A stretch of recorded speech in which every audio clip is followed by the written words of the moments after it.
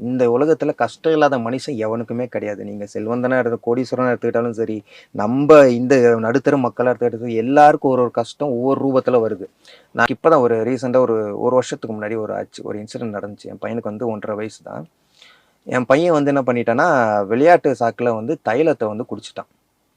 தைலத்த வந்து ம். குடிச்சிட்டு வாயில இது எப்போ வீட்ல இருக்கவங்களுக்கெல்லாம் தெரியுதுன்னா, குடிச்சு ஒரு 1/2 மணி நேரம் இருக்கும். 1/2 மணி நேரம் அதுக்கப்புறம் வீட்லயே அழுக ஆரம்பிச்சுட்டாங்க.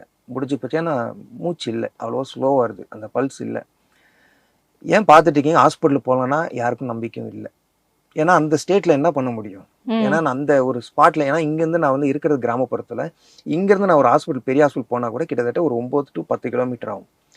போறதுக்குள்ளேயே ஏன்னா ஆல்ரெடி தெரிஞ்சு நான் இன்னைக்கும் நான் நம்பிக்கையா கூட ஒரே வருஷம் தான். நான் பையன பார்த்தேன். ஒரு நிமிஷம் நான் அந்த நிமிஷம் நான் பயந்துட்டேன்.